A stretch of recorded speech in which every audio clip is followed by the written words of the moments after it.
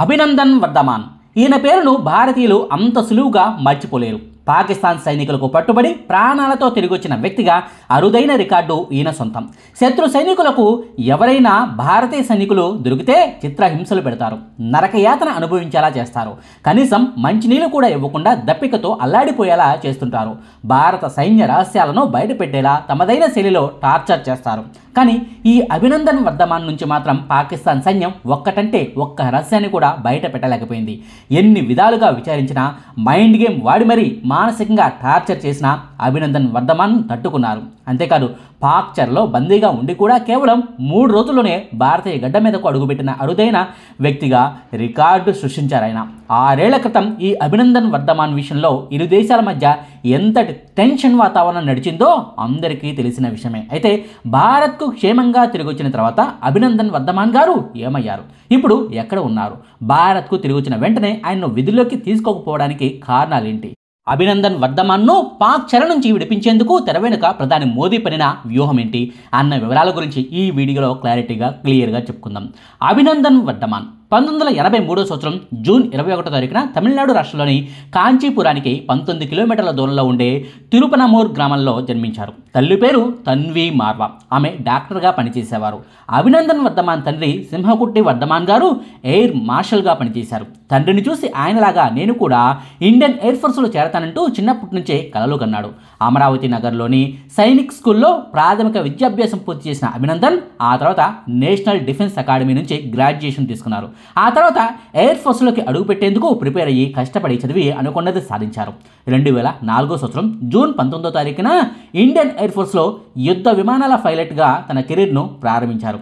2006 సంవత్సరం జూన్ నెలలో lieutenant ఫైటర్గా promote అయ్యారు. ఆ తర్వాత తన కెరీర్లో అంచెలంచెలుగా ఎదిగి ఎన్నో ఉన్నత స్థానాలు అధిరోహించి 2017 సంవత్సరంలో వింగ్ కమాండర్గా ప్రమోట్ అయ్యారు. మామూలుగా అయితే అభినందన్ వర్ధమాన్ గారి గురించి కూడా ఈ లోకానికి తెలిసి ఉండేది కాదు. ఎన్నో వందలు వేల మంది యుద్ధ విమానాల పైలట్లలాగానే అభినందన్ వర్ధమాన్ గారు కూడా తెర వెనక వీరుల జాబితాలోనే మిగిలిపోయేవారు. కానీ అభినందన్ వర్ధమాన్ విషయంలో 2019 సంవత్సరంలో జరిగిన ఓ ఘటన ఆయన కెరీర్నే కాదు, దేశ చరిత్రనే మార్చేసింది.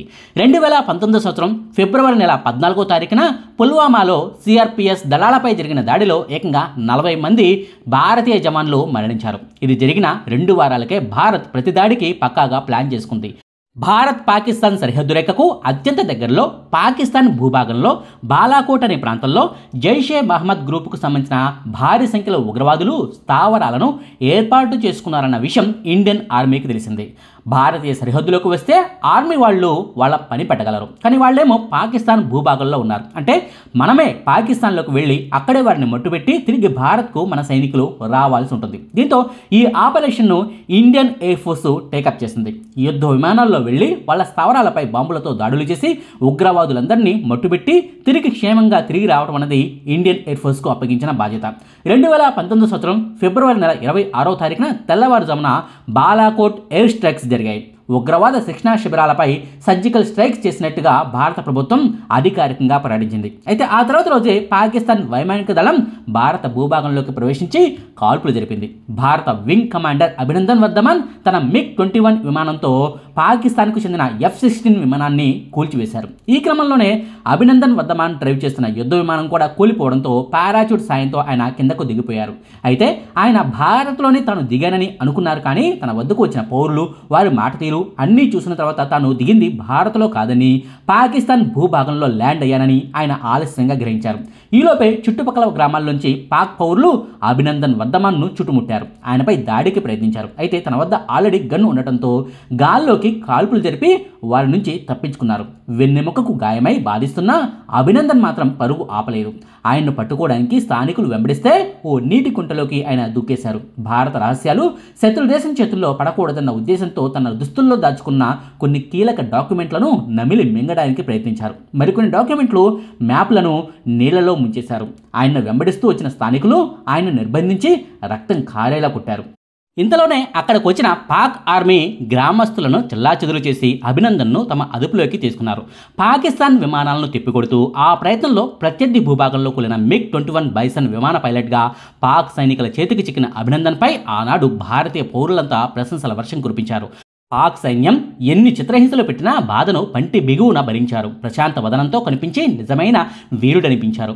MiG-21 బైసన్ యుద్ధ విమానం కూలిన తర్వాత పాక్ సైనికులకు అభినందన చెక్కడం, ఆ తర్వాత స్థానికులు ఆయన్ను రక్తం కారేలా హింసించినా వీరుడి ధైర్యం ఏమాత్రం తగ్గలేదు. పాక్ సైన్యం కళ్లకు గంతలు కట్టి చేతులు వెనక్కు విరిచికట్టినా ముఖంపై చిరునవ్వు కోల్పోలేదు. కులాసాగా టీ తాగుతూ తనను పాక్ ఆర్మీ బాగానే చూసుకుంటోందని చెప్పడం ఆయనలోని జెంటిల్మెన్కు నిలువెత్తు నిదర్శనం.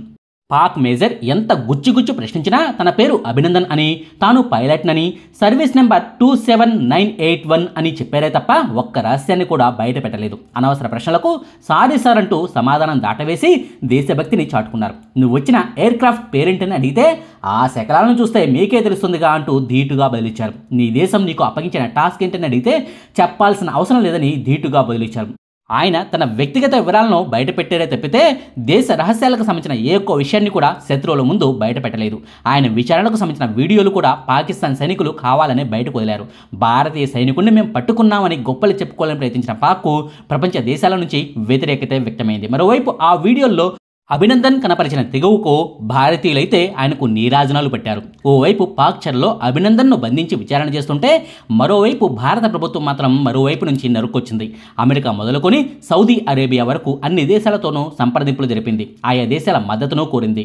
అభినందన్ వర్ధమాన్ను తక్షణమే బేషరతుగా పాకిస్తాన్ విడిచిపెట్టాలి. ఆయన్ను విడిచిపెట్టేందుకు బదులుగా మేము ఏమీ ఇవ్వాలనుకోవడం లేదు.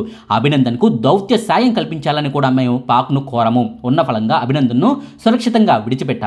ఇరు దేశాల మధ్య ఉద్రిక్తతలు పెరగాలా తగ్గాలా అనే విషయం పూర్తిగా పాకిస్తాన్ తీసుకోబోయే నిర్ణయంపైనే ఆధారపడి ఉంది. పుల్వామా ఉగ్రదాడి విషయంలో పాక్ ప్రధాని ఇమ్రాన్ ఖాన్ త్వరగా విచారణ చేపట్టి దోషులపై చర్యలు తీసుకోవాలంటూ భారత ప్రభుత్వం రియాక్ట్ అయింది. అదే సమయంలో అభినందన్కు చిన్న కష్టం వచ్చినా అతనిని వెంటనే విడుదల చేయకపోయినా పాకిస్తాన్ భారీ మూల్యం చెల్లించుకోవాల్సి ఉంటుంది.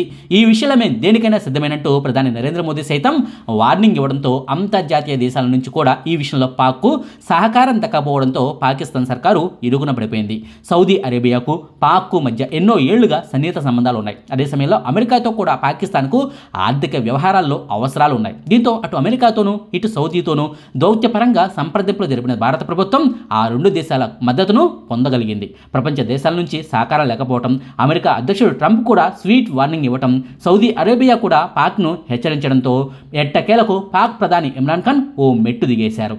అభినందన్ వర్ధమాన్ను విడుదల చేస్తామని ప్రకటించారు. అయితే ఈలోపే భారత ప్రభుత్వాధికారులతో మీరు త్వరలోనే ఓ గుడ్ న్యూస్ను వినబోతున్నారంటూ ట్రంప్ పేర్కొనడం గమనార్హం. మొత్తానికి భారతీయ పౌరులంతా ఆశించినట్టుగా అభినందన్ వర్ధమాన్ను 3 రోజుల తర్వాత మార్చి 1వ తారీఖున వాగా సరిహద్దు ద్వారా భారత అధికారులకు అప్పగించారు. అయితే ఆ తర్వాత అభినందన్ ఏమయ్యాడు, ఇప్పుడు ఏం చేస్తున్నాడన్న విషయాలు మాత్రం 100% మందికి తెలియదు. ఆయన భారత్కు తిరిగి రాగానే ఓ వారం రోజుల పాటు సెలవు ఇచ్చి మళ్ళీ విధుల్లో చేరి ఉంటాడని అనుకుంటే మీరు పప్పులో కాలేసినట్టే. శత్రు సైనికులకు చిక్కిన తర్వాత క్షేమంగా భారత్కు తిరిగి వచ్చాక మళ్ళీ వెంటనే ఏ సైనికుడినైనా విధుల్లోకి తీసుకోరు. దానికి ఓ ప్రొసీజర్ ఉంటుంది. ముందుగా ఆయన హెల్త్ కండిషన్ను చెక్ చేస్తారు, మెంటల్ కండిషన్ను కూడా చెక్ చేస్తారు. 2-3 వారాల పాటు భద్రతా సంస్థల పర్యవేక్షణలోనే ఆయన ఉన్నారు. బెంగళూరులోని ఇన్స్టిట్యూట్ ఆఫ్ ఏరోస్పేస్ మెడిసిన్ అభినందన్కు ట్రీట్మెంట్ను అందించింది. మళ్ళీ ఆయన యుద్ధ విమానాన్ని నడిపేందుకు శక్తి సామర్థ్యాలను కలిగి ఉన్నారని, మెడికల్లీ ఆయన ఫిట్గా ఉన్నారని తేల్చి చెప్పింది. అయితే మెడికల్ రిపోర్టులు వచ్చిన తర్వాత అభినందన్ వర్ధమాన్ గారు మరికొన్ని టెస్టులను ఎదుర్కోవాల్సి వచ్చింది. అభినందన్ను వాయుసేన ఇంటెలిజెన్స్ యూనిట్ ఆయన్ను టెస్ట్ చేసింది. భారత్కు తిరిగి వచ్చిన సమయంలో ఆయన ధరించిన దుస్తులను అప్పటికే స్వాధీనం చేసుకున్న ఇంటెలిజెన్స్ యూనిట్ ఆ దుస్తుల్లో కానీ అభినందన్ శరీర భాగాల్లో కానీ ఆయనకే తెలియకుండా ఏమైనా బగ్లను ఏర్పాటు చేసిందా అన్న దాన్ని టెస్ట్ చేసింది. అంటే గూఢచర్యానికి సంబంధించిన ఎలక్ట్రానిక్ పరికరాలను అభినందన్ శరీరంలో అమర్చారేమో అన్న అనుమానంతో ఆయన శరీరాన్ని బగ్ స్కాన్ చేశారన్నమాట. ఆ తర్వాత అభినందన్ మానసిక స్థితి ఎలా ఉందన్నది టెస్ట్ చేశారు. శత్రు దేశానికి చిక్కిన తర్వాత వాళ్ళేమి అతిథి మర్యాదలు చేయరు కదా. ప్రత్యర్థి దేశ రక్షణ రహస్యాలను తెలుసుకోవడానికి రకరకాలుగా ప్రయత్నాలు చేస్తారు. గుచ్చి ప్రశ్నలు సంధిస్తారు. పెదవి విప్పకపోతే చిత్రహింసలు పెడతారు. ఆ ఒత్తిడిని తట్టుకోలేక దేశ రహస్యాలను ఏమైనా చెప్పారేమో అన్న దిశగా అభినందన్పై విచారణ జరిగింది. ఆ తర్వాత intelligence bureau research analysis wing అంటే రా అధికారులు కూడా అభినందన్ను క్షుణ్ణంగా విచారించారు. ఈ మొత్తం వ్యవహారంలో ఇండియన్ ఎయిర్ ఫోర్స్ ఇంటెలిజెన్స్ అధికారుల విచారణే అత్యంత క్లిష్టమైన ప్రక్రియ. పాక్ పెట్టే టార్చర్ భరించలేక వాళ్లకు లొంగిపోయి వాళ్ళ గూఢచారిగా తిరిగి మన దేశానికి వచ్చారా అన్న సందేహాలను కూడా నివృత్తి చేసుకునేలా అభినందన్ను విచారించారు. పాక్లోకి ప్రవేశించినప్పుడు అభినందన్ చూపించిన తెగువ, ఆ తర్వాత పాక్ అధికారుల విచారణలోనూ ఆయన వ్యవహార శైలి అన్నీ గమనించిన తర్వాత ఆయనపై మాకు పూర్తి నమ్మకం ఉన్నప్పటికీ తప్పనిసరిగా ఈ టెస్టులను అన్నింటినీ చేయాల్సిందే అన్నది ఇండియన్ ఎయిర్ ఫోర్స్ రూల్. అభినందనే అయినా ఇంకొకరే అయినా ఎవరైనా సరే శత్రు దేశంలో యుద్ధ ఖైదీగా ఉండి తిరిగి వచ్చిన తర్వాత ఈ పరీక్షలన్నింటినీ ఎదుర్కోవాల్సిందే. దేశ రక్షణ కోసం ఇవన్నీ తప్పదంటూ ఆనాడు ఎయిర్ ఫోర్స్ అధికారులు కూడా వ్యాఖ్యానించారు. అయితే ఈ టెస్టులన్నింటిలోనూ నెగ్గిన అభినందన్ వర్ధమాన్ గారు మళ్ళీ విధుల్లోకి చేరడానికి 5 నెలల సమయం పట్టింది.